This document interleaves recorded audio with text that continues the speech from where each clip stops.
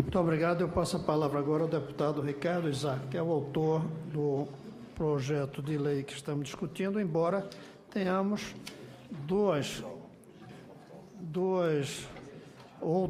outros projetos que estão também envolvidos, que é o PL do Senado 438/2012, do senador Valdir Raupp, e o 45/2014, do senador Álvaro Dias.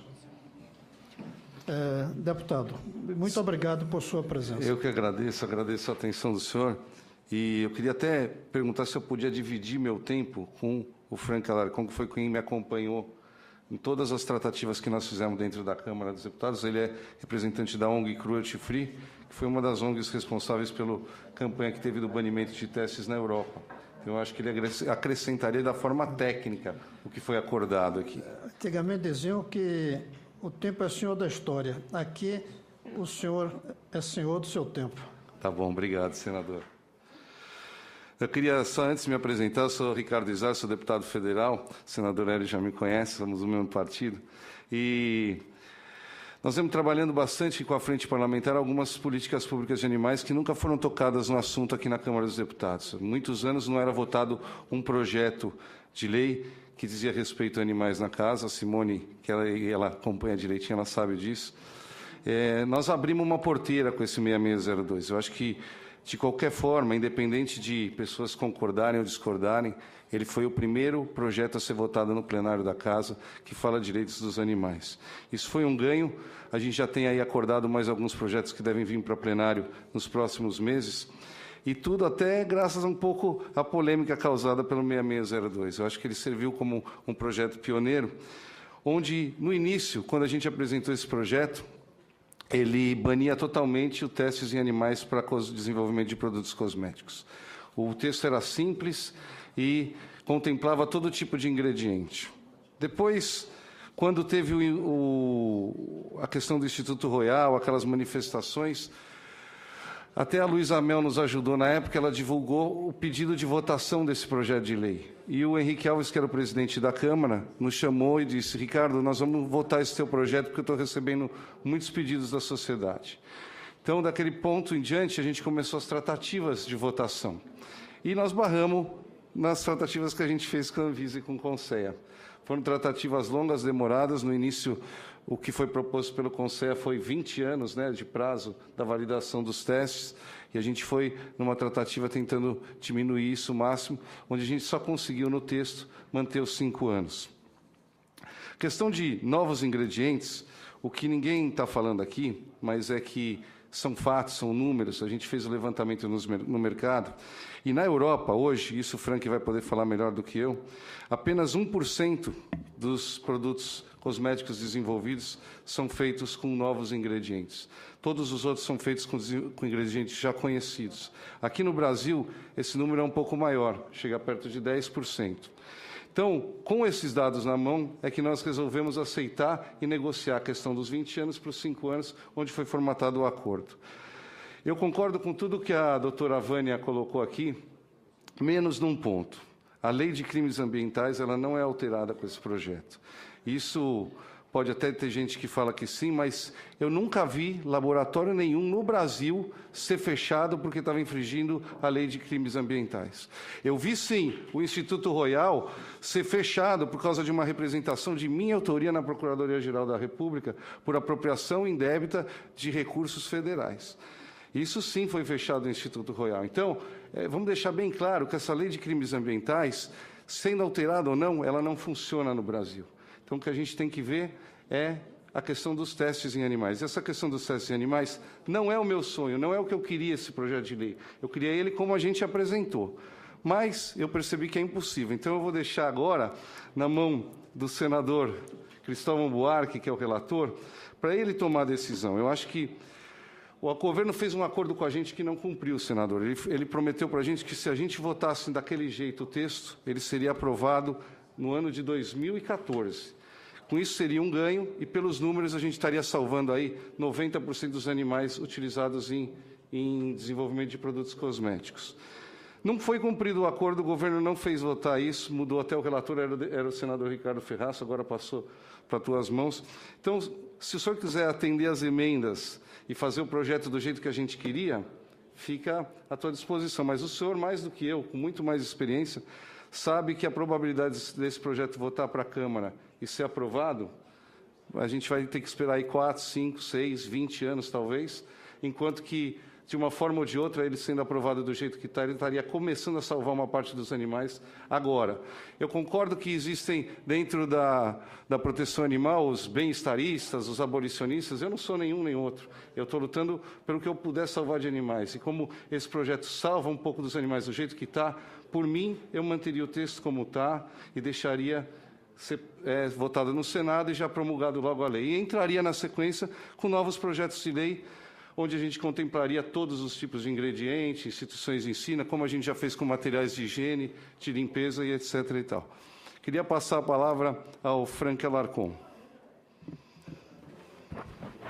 Bom, obrigado, me apresento. Meu nome é Frank Alarcon, eu falo em nome da organização sem fins lucrativos Cruelty Free International, que foi a organização que conduziu o banimento de testes animais na cosmética na Europa, após uma luta de 20 anos e que enfrentou, naturalmente, todas as resistências que estamos vendo sendo enfrentadas aqui no Brasil. Essa audiência, eu acho que ela veio muito oportunamente acontecer, porque ela está mostrando claramente, através do discurso dos integrantes do governo federal presentes à mesa, que é o governo federal, na pessoa da Anvisa, do Ministério da Ciência e Tecnologia, o CNPq, que bloqueiam e que impedem a implementação de um banimento imediato do uso de animais na cosmética.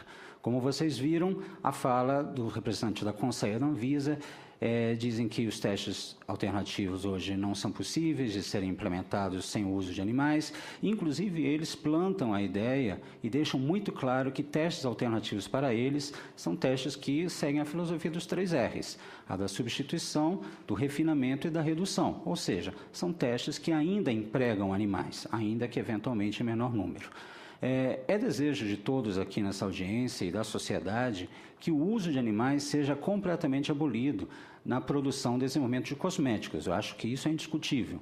Justamente por causa disso, por ter reconhecido no projeto do deputado Ricardo Izar, na sua origem, que, ainda que simples, ele buscava essa proibição plena, que iniciamos uma conversa, uma tratativa com o deputado, e qual não foi a surpresa, encontramos grande resistência no Palácio do Planalto para poder implementar tudo isso que a doutora Vânia e o doutor Tales falam e que, naturalmente, é desejo da entidade que eu represento. Até porque nós, da entidade, trabalhamos no mundo inteiro com essa meta.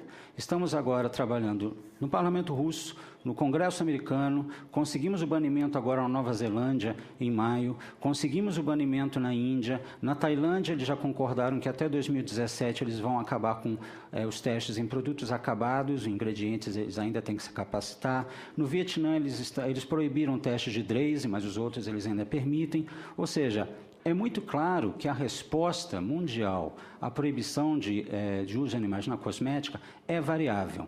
Como é parte da agenda, até porque nós conseguimos isso em 28 países da União Europeia, seria absurdo imaginar que a Cruelty Free International no Brasil tivesse outro objetivo que não esse. Aliás, justamente toda essa polêmica da questão do 6602 serviu para alimentar justamente a abertura de novas frentes de negociação e de proibição, inclusive, em outros países da América Latina.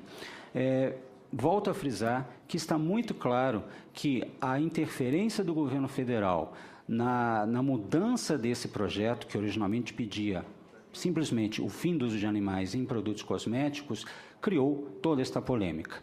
Portanto, entendo que este momento é propício justamente para deixar claro quais são os atores que estão jogando neste jogo cruel de abuso animal.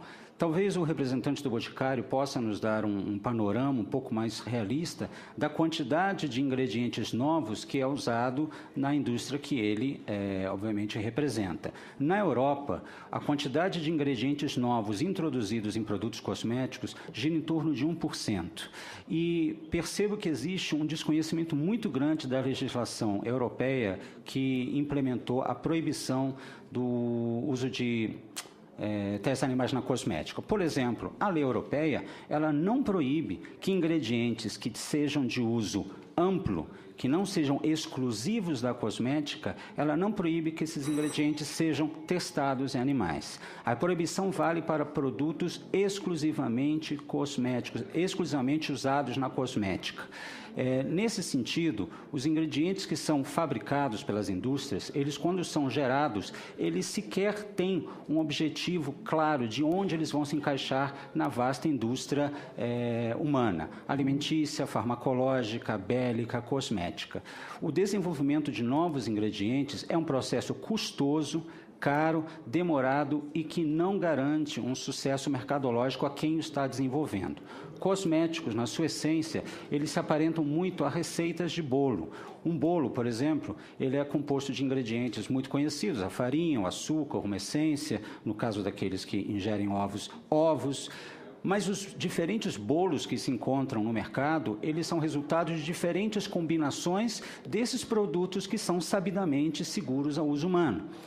Cosméticos, eles são, na sua essência, novas organizações, novas misturas de produtos que já se conhecem, que são sabidamente seguros ao uso humano, e muitas vezes cosméticos apenas são reapresentações de produtos que já se conhecem, em proporções já conhecidas, com um novo nome. O representante do Boticário talvez possa corroborar ou discordar dessa minha fala. Concluindo, entendo que emendas a esse projeto são sempre muito bem-vindas, naturalmente. Eu acho que ninguém teria coragem de dizer o contrário, até porque queremos todos o fim absoluto e imediato do uso de animais em cosméticos, produtos de higiene pessoal, perfumaria e assemelhados. Na verdade, a campanha é muito maior. Queremos o fim do uso de animais em produtos sanitários. A Cruelty Free International, ela tem como meta o fim do uso de animais na experimentação. Esse é o logo dela e essa é a tradição dela há mais de 100 anos na Inglaterra. Com o banimento em 2013, ela entendeu que era estrategicamente correto, nesse momento, começar a trabalhar amplamente no mundo inteiro, buscando essa proibição, que, naturalmente, ela encontra resistências, como está claro aqui no caso do governo brasileiro.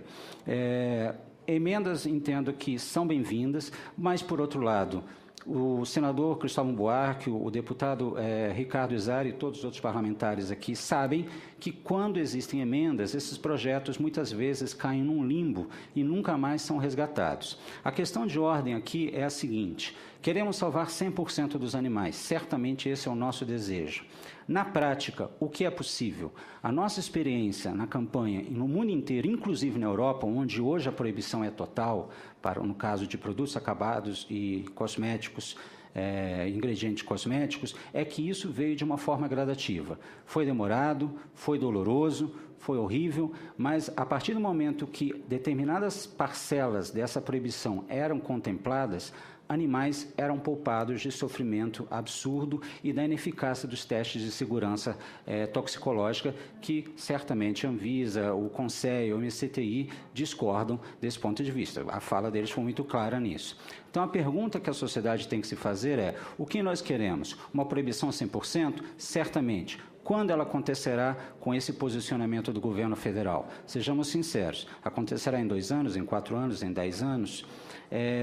Entendo, portanto, que a discussão que se planta é: queremos salvar uma parcela desses animais, 10%, 50%, 70% a 100%, e o que efetivamente acontece? A Cruelty Free International, ela conseguiu resultados concretos de proibição e, no caso, de salvamento de animais.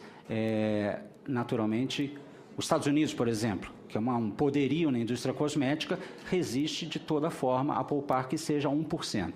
O texto do deputado Ricardo Izar, na forma como foi alterado pelo governo federal, permite que um percentual, talvez desprezível para os nossos desejos, seja poupado. Cabe, então, ao senador Cristóvão Buarque e aos seus assessores entender se, na forma como ele está, é um ponto de partida para algo melhor, que deve ser buscado sempre, certamente, não devemos parar por aí, ou se devemos fazer com que esse projeto emendado retorne à Câmara e que depois volte ao Senado, sabe-se lá quando. Essa é a minha fala. Obrigado. Obrigado. Antes de passar a palavra,